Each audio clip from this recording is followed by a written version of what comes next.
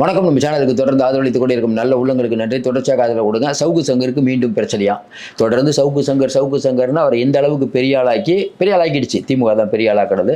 ஏன்னா இன்னைக்கு பார்த்துட்டு இருக்கக்கூடிய நிறைய பேர் கூட என்னங்க அவர் ஹாஸ்பிட்டல் அட்மிட் ஆகிருக்காரு, இப்பவும் பஞ்சாயத்து பண்ணிட்டு இருக்காங்க. அவர் மேலே 1000 விமர்சனங்கள் இருந்தாலும் ஒரு தனி மனிதன் இன்னைக்கு அரசாங்கத்தை எடுத்து ஒரு கேள்வி கேட்டுக்கிட்டு இருக்கும்போது அந்த கேள்வியினால் பயந்த அரசு தொடர்ந்து அவரை அச்சுறுத்தி கொண்டிருக்கிறதா தான் வெகுஜன மக்கள் பார்க்கறதா நான் நினைக்கிறேன். என்னுடைய கருத்து அது. உங்கள் கருத்து நீங்கள் சொல்லுங்கள். சவுக்கு சங்கருக்கு இழைக்கப்படுகிறது அநீதியா அப்படின்னா மக்கள் நீங்கள் தான் சொல்ல வேண்டும் உங்கள் கருத்துக்களை.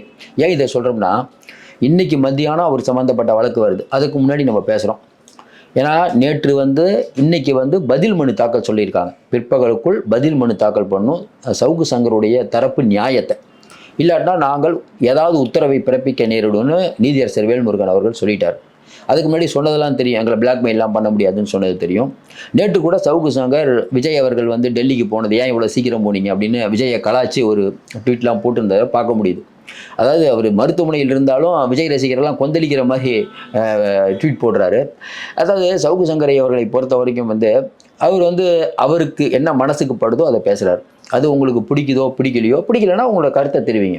அதை விட்டுட்டு அச்சுறுத்தல் பண்ணுறது நியாயமில்லை. நம்ம ஏற்கனவே இதை சொல்லிட்டோம். இன்னொன்று, இப்போ எல்லாருக்கும் எழக்கூடிய சந்தேகம், என்னங்க அவர் மருத்துவ காரணங்கள்னு சொல்லிட்டு வந்தார், டெய்லி வீடியோ போட்டுட்ருக்காரு. இப்போ நாங்களே ஒரு மருத்துவ குழுவை அவருக்காக அமைக்கிறோம் அப்படின்னு இன்னைக்கு காவல்துறை சொல்லியிருக்குது. நம்மளுடைய தாழ்மையான கேள்வி என்னென்னா, ஏற்கனவே அவரை நீங்கள் அரெஸ்ட் பண்ணும்போது அவருக்கு மருத்துவ உதவி தேவைப்பட்டது. அப்போ நீங்கள் மருத்துவ சிகிச்சை ஒழுங்காக கொடுக்கல. செந்தில் பாலாஜிக்கு ஹார்ட் பிரச்சனை வரும்போது நீங்கள் அவசரமாக ஓமந்தூரார்லேருந்து எல்லா இடத்துக்கும் கொண்டு போகிறீங்க, ஸ்டான்லி கிண்டின்னு மாற்றுறீங்க. இவரை அப்போவே நீங்கள் ஸ்டான்லி மருத்துவமனைக்கோ ஓமந்தூராருக்கோ கொண்டு போயிருந்தீங்கன்னா இன்றைக்கி மருத்துவ சிகிச்சைக்காக பிணையும் அவருக்கு கிடைச்சிருக்காது. ஆனால் நல்லா யோசனை பாருங்கள், சவுக்கு சங்கருக்கு அநீதி செய்தது யார்? அவர் எவ்வளோதான் மோசமான ஒரு மனிதர் நீங்கள் நினச்சா கூட அவருக்கு மருத்துவ அந்த ஒரு வசதி கூட செய்து தரப்படவில்லைன்னு தானே அவர் குற்றச்சாட்டு. அது உண்மையும் கூட. ஏன்னா அவங்க ஹாஸ்பிட்டல் கூட்டு போகல, சைதாப்பேட்டில் ஏதோ ஒரு ஹாஸ்பிட்டல் தான் கூட்டு போனாங்க. ஏன் இந்த பாரபட்சம்? அமைச்சர்னா ஒரு மாதிரி, அப்போ இன்னொருத்தர்னா இன்னொரு மாதிரி அப்படிங்கிற கேள்வி எழுத. உங்களுக்கு பிடிச்சவங்கன்னா நீங்கள் ராயலாக கவனிப்பீங்க, பிடிக்காத ஆள்னா அதை எந்த அளவுக்கு பண்ணுவீங்களோ அது பண்ணுவீங்க. அதாவது எவ்வளவு கொடூர குற்றம் புரிந்திருந்தாலும் அவர்களுக்கு மருத்துவ சிகிச்சை கொடுக்கப்படணும் அப்படிங்கிறது தான் நீங்கள் அரசியலமைப்பு சட்டம் சொல்லுது. எல்லாருக்கும் பொதுவான நீதி தானே. பார்த்துட்டு இருக்க மக்கள் நீங்கள் சொல்லுங்கள். ஒருத்தர் பேசுகிறாரு, அவர் பேசுகிறது உங்களுக்கு பிடிக்கல அப்படின்னா அதுக்கு நீங்கள் திரும்ப கருத்து தான் சொல்லணும். மாற்றாந்தோட்டத்து மல்லிகைக்கு மனம் உண்டுங்கிற கட்சி திமுக. ஆனால் அவங்க விமர்சனத்தை ஏற்றுக்கொள்ள மனப்பக்குவமே இல்லாதவர்களாக இருக்கிறார்கள் தான் பார்க்க முடியுது. இங்கே இருக்கக்கூடிய காவல்துறை அதிகாரிகளுக்கும் சவுக்கு சங்கருக்கும் தனிப்பட்ட பிரச்சனையில் இன்னைக்கு அவர் பழி வாங்கப்பட்டு கொண்டிருக்கிறார் தான் வெகுஜன மக்கள் நினைக்கிறதா நான் நினைக்கிறேன். அதாவது திமுக ஊடகங்களில் சில பேர் கூட அவரை பற்றியும் ஒரு பர்சனலான வாழ்க்கையை பற்றிலாம் பேசிகிட்டு இருக்காங்க. ஒவ்வொருத்தருடைய பர்சனலான வாழ்க்கையெல்லாம் எடுத்தோம்னு வச்சுக்கோங்களேன், நிறைய பேரை பற்றி பேசவே முடியாது. இன்றைக்கி இருக்கக்கூடிய பத்திரிகையாளர்கள்லாம் இவங்களுடைய பின்புலம் என்ன, இவங்க என்ன பண்ணிட்டு இருந்தாங்க அப்படின்னு எனக்கும் தெரியும். தெரியாமையாக இருக்கும். இந்த துறையில் தான் ரொம்ப நாளாக இருக்கும். இவங்க எல்லாத்த பற்றியும் தெரியும். நீங்கள் அத்தனை பேரும் முத்தமர்தானா சொல்லுங்கள், உங்கள் ஆசை நெஞ்சை தொட்டு பார்த்து கொள்ளுங்கள், அவ்வளோதான் நம்ம சொல்கிறோம். அதனால் இன்றைக்கி இருக்கக்கூடிய சூழ்நிலையில் சவுக்கு சங்கருக்கு ஒரு நெருக்கடி வந்திருக்கிறது அப்படிங்கிறத யாராலும் மறுக்க முடியாது. ஆனால் ஒரு நல்ல ஞாபகம் வச்சுக்கோங்க, சவுக்கு சங்கர் அவர்கள் இன்றைக்கி சிஎம்டியில் நடக்கிற பிரச்சனையிலேருந்து பல பிரச்சனைகளையும் இன்றைக்கி பேசிகிட்டு இருந்தார். அவர் இல்லாத போனது நிறைய பேருக்கு ஒரு வெற்றிடமாக இருக்கும். பார்த்துட்டு இருக்க நீங்கள் கூட சொல்லுங்கள். அவர் டிவியை பற்றி விமர்சிப்பார், ஓபிஎஸ்லாம் ரொம்ப பேசுவார், எல்லாத்த பற்றி விமர்சிப்பார். அதிமுக எடப்பாடி காலத்தில் எடப்பாடி பற்றி விமர்சித்தார். இப்படி எல்லாத்த பற்றி விமர்சிப்பார். விமர்சனங்களாக தான் எடுத்துக்கொள்ள வேண்டும். பழனிசாமிகிட்ட பணம் வாங்கிட்டு பேசுகிறாரு, ரைட்டு வாங்கட்டும், அதனால் உங்களுக்கு என்ன பிரச்சனை? நம்ம கேட்குறதா தான். பழனிசாமிகிட்ட பணம் வாங்கிட்டு பேசினா உங்களுக்கு என்ன பிரச்சனை? அவர் தான் ரொம்ப தெளிவாக சொல்கிறாரு. ஆமாங்க, அதிமுக தான் ஜெயிக்க போகுது, அதிமுக தான் நான் சப்போர்ட் பண்ணுவேங்கிறார். அவரோட ஸ்டாண்டில் உறுதியாக இருக்கார். இந்த உலகத்தில் நடுநிலைன்னு ஒன்று இருக்குது. யாராவது நடுநிலையாக பேச முடியும்? சரி, நடுநிலையாக எல்லாத்தையும் நம்மளால் உள்ளத்தில் இருக்கிறது எல்லாத்தையும் நம்மளால் பேச முடியுமா? எவ்வளோ விஷயங்கள் உள்ளத்தில் இருக்கிறது. இன்றைக்கி திமுகவுக்கு எதிராக அவ்வளோ பேசலாம். இன்றைக்கி நம்ம இப்போ பெரும்பாலும் நம்ம பேசுகிறதே கம்மி, இன்னும் நிறைய விஷயம் இருக்குது. அதாவது காது வழி செய்திகள்லாம் கேட்டிங்கன்னா தம்பிகளுடைய பேச்செல்லாம் பேச அதுவே பல ரேஞ்சில் பேச முடியும் என்னால். அந்தளவுக்கு செய்திகள் வருகிறது. சரி, பர்சனலாக நம்ம போக வேணாம், அப்படி தான் கம்முன்னு இருக்கோம். அப்போ நீங்கள் ஒரு நபர் உங்களுக்கு எதிராக பேசுகிறாருங்கிற ஒரே ஒரு காரணத்துக்காக அவர் யூடியூப்பில் பேசக்கூடாது, ரைட்டு. அடுத்து கடைசியாக எஸ்எம் சுப்பிரமணியம் அவர்கள் நீதியரசர்கிட்ட கடைசியாக அவரை விடுவிச்சாங்கல்ல, மருத்துவ பிணைக்காக விடுவிக்கிறாங்க சவுக்கு சங்கரை. அவர் மேலே இருக்க எல்லா வழக்குக்கும் ஜாமீன் கொடுத்தாங்க. அப்போ சவுக்கு சங்கர்கிட்ட வச்ச வாதம் என்ன? தமிழக போலீஸ் அவர் யூடியூப்பில் பேசக்கூடாது சொன்னாங்களா இல்லையா? இப்போ எஸ்எம் சுப்பிரமணியம் என்ன சொன்னார்? அதெல்லாம் நான் சொல்ல முடியாதுங்க சொன்னாரா இல்லையா? கருத்து சுதந்திரத்தை எப்படி நீங்கள் தடுப்பீங்க? அது மட்டும் இல்லை, ஒருவர் யூடியூப்பில் பேசுகிறாருங்கிறதுக்காக அவர் மேலே அவதூறு வழக்கு நீங்கள் போடுங்க, அது பிரச்சனை இல்லை. இந்த மாதிரி தொடர்ந்து அவர் மேலே வேண்டுமென்றே நீங்கள் குற்றச்சாட்டை சுமத்தி யாராவது வழக்கு போட்டால் அந்த காவல்துறை அதிகாரி மீது துறை ரீதியான நடவடிக்கை எடுக்கணும் எஸ்.எம். சுப்பிரமணியம் அவர்கள் சொன்னாரா இல்லையா? இன்னொன்று கேட்குறோம், அவர் வந்து ஹார்ட் பிரச்சனையில் ரொம்ப நாளாக இருக்கார். அவர் ஹார்ட் அட்டாக் வந்து அதுக்கு ஸ்டென்ட்லாம் வச்சுருக்கிறதா சொல்லி அதுக்கப்புறம் பேசிட்டு தான் இருந்தார். இப்போ நீங்கள் நிறைய பேர் பார்த்துட்டு இருக்கவங்களுக்கு உங்களுக்கு இருதயத்தை பற்றி தெரியும், நிறையா இருதய நோயாளிகள் நீங்கள் பார்த்துருப்பீங்க. யாராவது ஸ்டென்ட் வச்சதுக்கப்புறம் பேச முடியாமையே இருக்காங்க? சார் வீடியோ போடுறதுக்கு அதுக்கு என்ன சார் சம்பந்தம்? உட்காந்து தான் சார் பேசுகிறார். என்ன மலையா ஏறுறாரு அவர்? இப்போ காவல்துறை சொல்கிற வாதம் என்னன்னா 1 மணி நேரம் ஒரு வீடியோ போடுறாரு சொல்கிறாங்க. ஏன் 1 மணி நேரம் வீடியோ போடக்கூடாதா? இப்போ உங்களுடைய பிரச்சனை என்ன? அவர் மருத்துவ காரணங்களுக்காக வெளியில் அவருக்கு ஜாமீன் கொடுத்தாச்சு. நீங்கள் என்ன சொல்கிறீங்க? அவர் வீட்லேயே உட்காந்துருக்கணும், எதுவுமே ஒரு வார்த்தை கூட பேசக்கூடாது. அப்போ என்ன சார், ஜனநாயக நாட்டில் பேச்சு உரிமைங்கிறது ரொம்ப முக்கியம். இன்னொன்றுங்க, சில பேர் ஸ்டெயின் எடுத்து பேசுவாங்களா இல்லையா? சில பேர் சொல்லுவாங்கல்ல, சார் அவருக்கு ஹார்ட் அட்டாக், ஆனால் சொன்னால் கேட்க மாட்டுறாரு சார், அவர் நிறையா சுகர் சாப்பிட்றாரு, அவர் இதெல்லாம் பண்ணுறாரு இருக்கும்ல. அவர் மருத்துவ காரணங்களுக்காக வந்துட்டு அவருடைய உடம்புக்கு ஓரளவுக்கு பேசக்கூடிய நிலைமையில் இருந்தால் பேசுகிறாரு, பேசவே கூடாது. இப்போ நிறைய பேர் என்ன சொல்கிறாங்க, இல்லை அவர் வந்து மருத்துவமனையில் போய் அட்மிட் ஆகிறார், எதுக்கு தெரியுமா? அவருக்கு வந்து நோயே இல்லை, அரெஸ்ட் பண்ணிடுவாங்கங்கிற பயம். அதனால் தமிழக போலீஸ் போய் வந்து கோர்ட்டை நாடினோடனே எனக்கு உடம்பு உண்மையிலேயே சரியா இல்லைன்னு சொல்லிட்டு ஹாஸ்பிட்டல் அட்மிட் ஆகி கோர்ட்டை நம்ப வைக்க ட்ரை பண்ணுறாருன்னு. சார், சட்டத்தில் இருக்கக்கூடிய ஓட்டைகளை எல்லாரும் பயன்படுத்துவாங்களா இல்லையா? நீங்களே சொல்லுங்கள். இன்றைக்கி வந்து சாதாரணமாக வந்து நமக்கு ஒரு பிரச்சனை வரும்போது மெடிக்கல் சர்டிஃபிகேட் கொடுப்போம். சின்ன வயசுலேருந்தே அதே மாதிரி தான், உடம்பு சரியில்லாமல் மெடிக்கல் சர்டிஃபிகேட் கொடுப்போம். நிறைய பேருக்கு உண்மையிலே உடம்பு சரியில்லாமல் டாக்டர்கிட்ட போய் மெடிக்கல் சர்டிஃபிகேட் வாங்கி கொடுப்போமா இல்லையா? இது வந்து இன்றைக்கி வந்து காமன் ஆகிடுச்சு சார். இது சார் அவர்களுக்கு தனக்கு வந்து ஒரு பெரிய பிரச்சனை வரும்போது அதை தற்காத்து கொள்ள பல வழிகளில் முயற்சி பண்ணுவாங்க. மறுபடியும் சொல்கிறோம், நீங்கள் அத்தனை பேர் முத்தமர் தானா சொல்லுங்கள், இந்த வரி தான் அவருக்குரிய நடைமுறையில் பண்ணுறாரு. இன்றைக்கி இருக்கக்கூடிய சூழ்நிலையில் அதை நம்ம என்ன சொல்கிறோம், இதை நீங்கள் வந்து அவர் மருத்துவமனையில் போய் சேரக்கூடாதுன்னா நீங்கள் ஒழுங்காக மருத்துவம் கொடுத்துருந்தா இந்த பிரச்சனை எஸ்.எம். சுப்பிரமணியம் அவர்கள் அவரை விடுவிச்சிருக்கவே மாட்டார். இந்த தப்பு யார் பண்ணுது? காவல்துறையினர் போய் ஒரு குற்றம் செஞ்சுட்டு இதுக்கு போலீஸ் ஸ்டேஷனுக்கு போனால் அவங்க வலிக்க விட மாட்டுறாங்க. ஆனால் சாமானிய மனிதன் போனால் வலிக்க விடுறாரு. ஒரு ஐபிஎஸ் படித்த ஒரு அதிகாரி வரவங்க பல்லெல்லாம் பிடுங்குறாங்க, அவர் இன்னும் வந்து பதவியில் தான் இருக்கார், ஒன்றும் இல்லை. அப்போ இன்றைக்கி அதிகாரிகள் நம்ம அஜித் எவ்வளோ அடின்னு அடித்தாங்க, லாக்அப் டெத்து, நம்ம விக்னேஷ் லாக்அப் டெத்து சொல்லிக்கிட்டே போனால. எல்லா மட்டத்திலையும் நல்லவர்களும் இருப்பாங்க, கெட்டவங்க இருப்பாங்க.